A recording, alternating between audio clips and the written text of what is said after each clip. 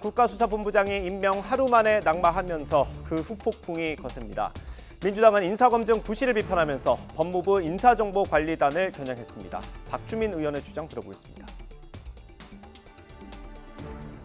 적어도 인사검증이 이렇게 부실했던 부분에 대해서 인사검증 라인에 있던 사람들은 책임을 좀 지는 모습을 보여줘야 되겠죠. 인사검증 라인이라면 어디서부터 시작해야 돼요? 일단 추천자는 지금 윤익은 경찰청장이라고 알려져 있더라고요. 윤익은 경찰청장도 일정 정도 저는 책임이 있다고 봅니다. 뭐 언론 보도 보면은 경찰 쪽에서는 사실상 내정이었는데 어떻게 우리가 뭐 이런 볼멘 소리를 한다 그러는데요. 아무리 그렇다 하더라도 뭔가 문제제기는 있었어야 된다고 보고요. 그다음에 더 큰 문제는 저희가 지난번 뭐 국정감사나 아니면 그 이전부터 계속해서 이 법무부에 신설된 인사정보관리단에서 하는 일이 도대체 뭐냐, 검증 대상이 도대체 누구냐, 그다음에 검증 기준이 뭐냐를 계속 밝혀달라고 그랬어요.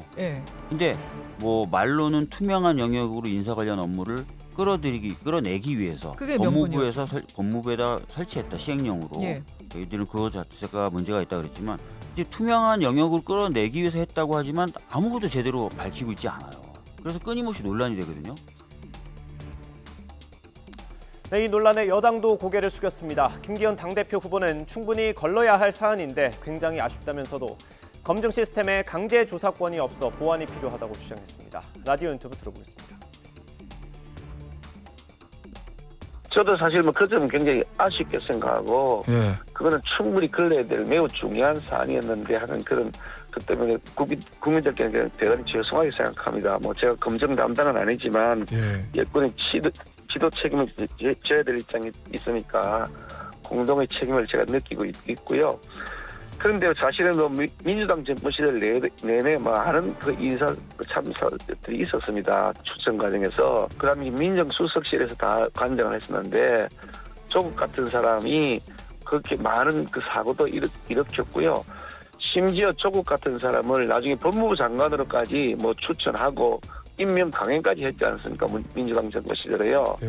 실제로 이제 검증 시스템을 보면 문제는 있습니다. 왜냐하니까 강제 조사권이 없어서 본인이 잘 알리지 않으면 그것을 알 수 있는 그런 법적 제도가 없거든요. 뭐 강제적으로 조사할 수 있는, 본인이 동의를 받지 않으면 강제적으로 조사할 수 있는 방법이 없습니다. 그렇긴 하죠.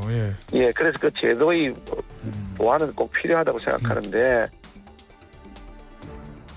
네, 그런데 제도 보완만이 능사는 아니라는 주장도 있습니다. 박근혜 정부 시절에 청와대 공직기강 비서관실에서 근무했던 박관천 전 행정관은 경험상 인사권자의 의지가 중요하다고 말했습니다. 재갈 공명이 왜 좋아하던 장수를 참수했는지 생각해보라는 조언까지 건넸습니다. 들어보겠습니다.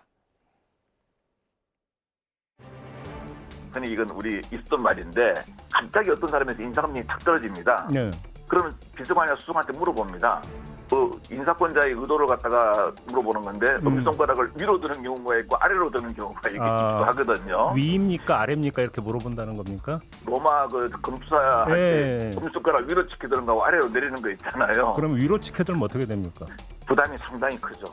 이게 이제 말 그대로 이거는 무조건 이제 어느 정도 인사권자가 좋아하니까 통과시켜라 이 말이거든요. 대통령께서 확실한 의지를 보여주는 것만이 구체적인 가장 간단한 개선책입니다.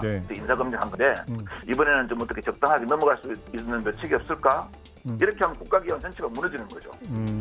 재갈 공명이 왜 가장 좋아하는 장수 마속을 참수했는지 윤 대통령께서 다시 한번 생각해 보시고 실행하신다면은 그리고 요번에 인사검증을 잘못한 문제에 대해서 분명히 아무리 뭐 자기를 위해서 했다 할지라도 당신을 위해서 했다 할지라도 그 부분들을 정확하게 잘못된 부분은 처벌을 하고 넘어간다면 다음부터는 인사검증 대충 해라 해도요.